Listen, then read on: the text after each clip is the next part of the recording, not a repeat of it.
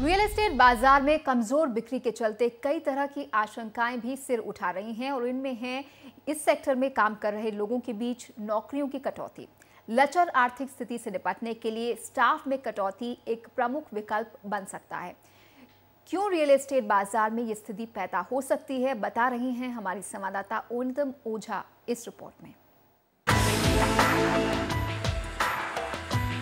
2013 और 2014 में real estate का हाल अच्छा नहीं रहा है। मांग में कोई बढ़त नहीं हुई है और बिक्री गिरती जा रही है। ऐसे हालात हों तो आमतौर पर गाज कर्मचारियों पर ही गिरती है। खबरें मिल रही हैं कि 2014 की पहली छमाही में कई बड़ी रियल्टी कंपनियों ने बड़े पैमाने पर छटनी की है।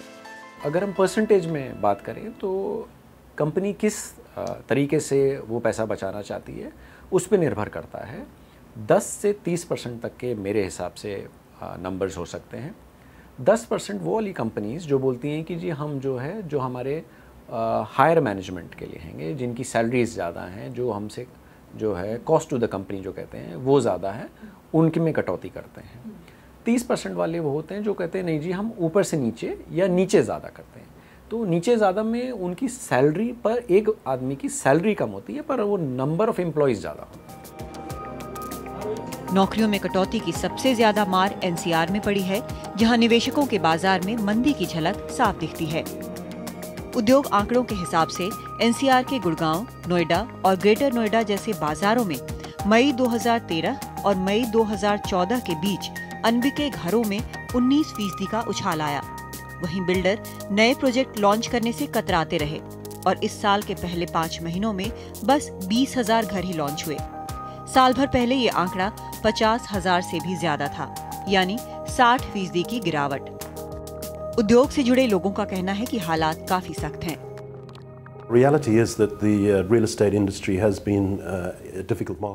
रियल एस्टेट इंडस्ट्री को पिछले 1.5 साल में बहुत मुश्किलों का सामना करना पड़ा है।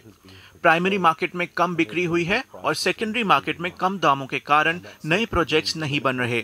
इसलिए कुछ बिल्डरों को या तो निर्माण बिल्कुल ही रोक देना पड़ा है या फिर उसे कम करना पड़ा है। साथ ही दूसरे खर्चे में भी कटौती करनी पड़ी है।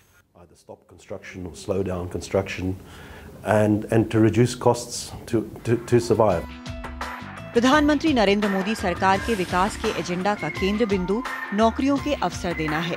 इसलिए सरकार को जल्दी ही इस सेक्टर में जान फूंकने के लिए कुछ कदम उठाने पड़ेंगे। नौकरियों के मामले में रियल एस्टेट देश में दूसरा सबसे बड़ा सेक्टर है।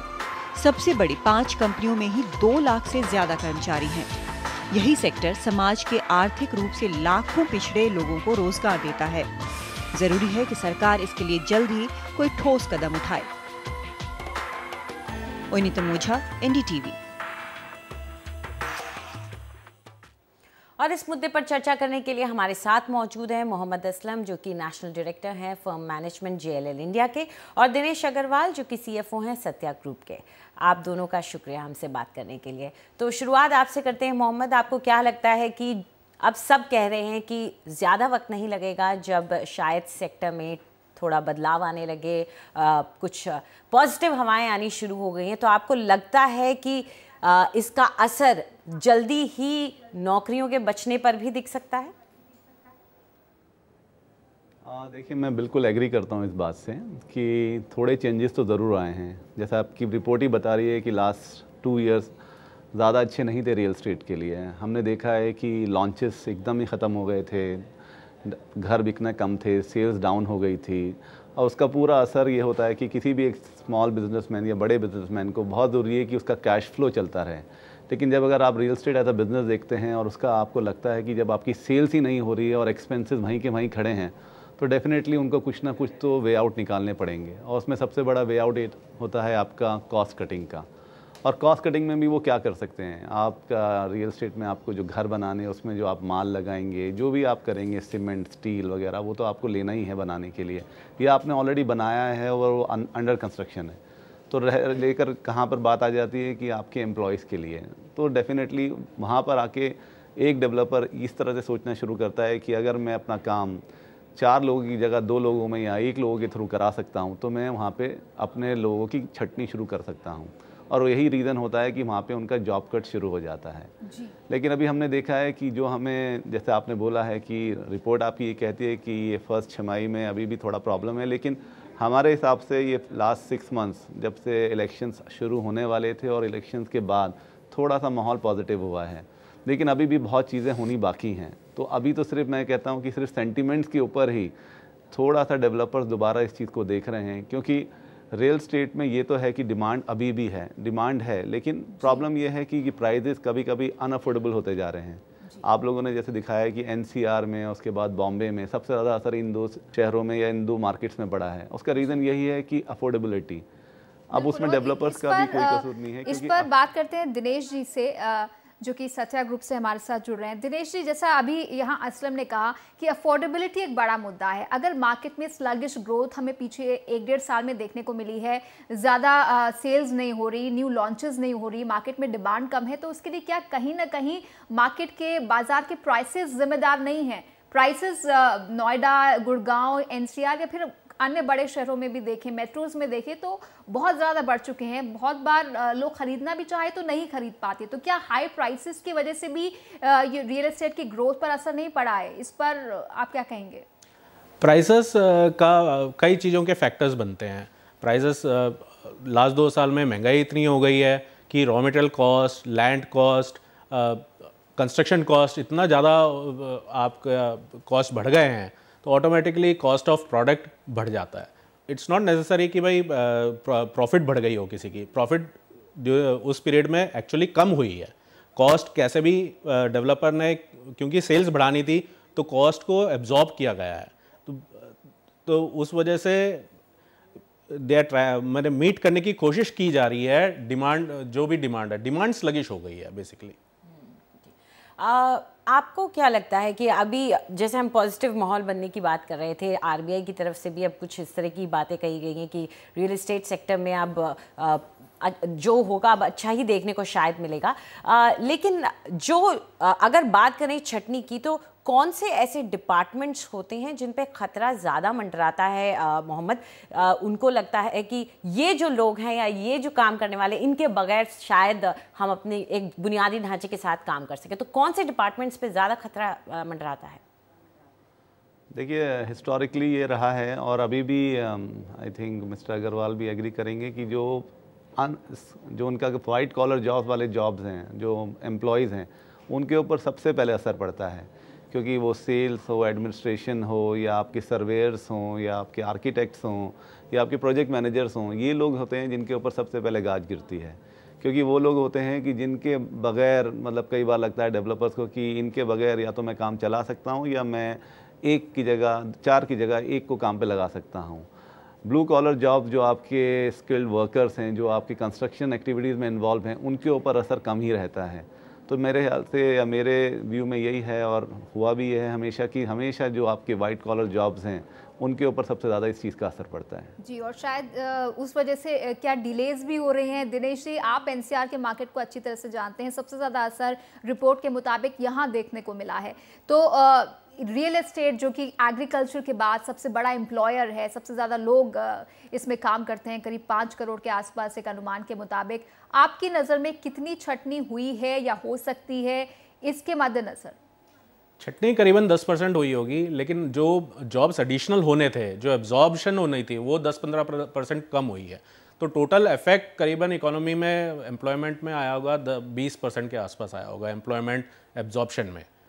इस वजह से अब 7% जीडीपी का हिस्सा है रियल एस्टेट सेक्टर जो है। अगर उसमें इतना इफेक्ट आ जाता है तो टोटल एम्प्लॉयमेंट सिनेरियो थोड़ा सा हिल जाता है, बिगड़ जाता है। तो इम्पेरेटिव है कि ज़रूरी है कि अपन रियल एस्टेट सेक्टर को सपोर्ट करके इसमें जॉब्स को बढ़ोतरी दें और रियल एस्टेट सेक्टर को सपोर्ट दें। यहाँ मोहम्मद, आप क्या कहेंगे कि किस तरह के स्टेप्स लिए जा सकते हैं? क्योंकि ह्यूमन रिसोर्स भी एक ज़रूरी चीज़ है। सिर्फ आप जो बायर है उसी के बारे में हमेशा नहीं सोच सकते, जो लोग एम्प्लॉयड हैं उनके बारे में भी सोचना है। तो किस तरह के स्टेप्स सरकार की तरफ से लिए जा सकते हैं ताकि सेक्टर को थोड़ा स्ट्रॉन्ग और स्ट्रेंथन किया जा सके?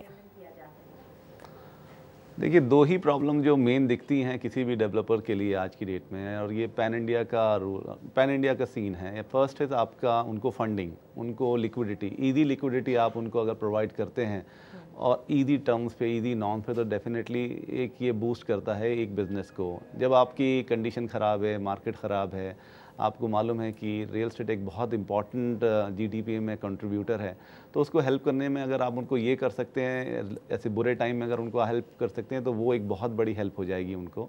और दूसरी जो सबसे बड़ी प्रॉब्लम है वो है कि क्लियरेंस ऑफ प्रोजेक्ट्स, इसके लिए उनका सबसे ज़्यादा प्रॉब्लम है। क्योंकि आज की डेट में भी हम देखते हैं कि क्लियरेंस होने के लिए प्रोजेक्ट को जो आपको परमिशन चाहिए, fire NOC, water NOC, environment clearance, वो आने में आपको सालों लग गए हैं। 6 महीने से 1 साल लग जाता है, उससे भी ज़्यादा लगता है एनवायरनमेंट क्लियरेंस के लिए।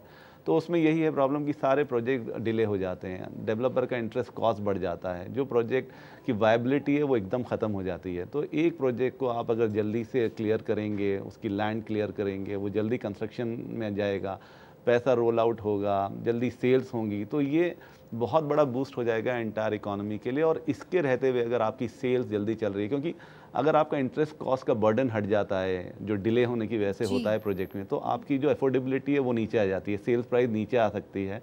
डेवलपर जो इंटरेस्ट पे कर रहे हैं अपने इन्वेस्टमेंट पे, अगर उसको वो रिड्यूस कर देते हैं तो सेल प्राइस कम हो जाती है, और विच इन टर्न हेल्प करता है एक बायर को उसे ख़रीदने के लिए। तो जब आपकी सेल्स बढ़ेगी तो डेफिनेटली डेवलपर को भी बहुत लोग चाहिए होंगे वो सब मैनेज करने के लिए। तो ये एक पूरा सर्कल है जिसमें आपको गवर्नमेंट का इन दो चीज़ों में जो उनको घुमाना, इस पूरे पहिए को, अगर ये दो चीज़ें आ जाती हैं तो डेफिनेटली इट विल हेल्प।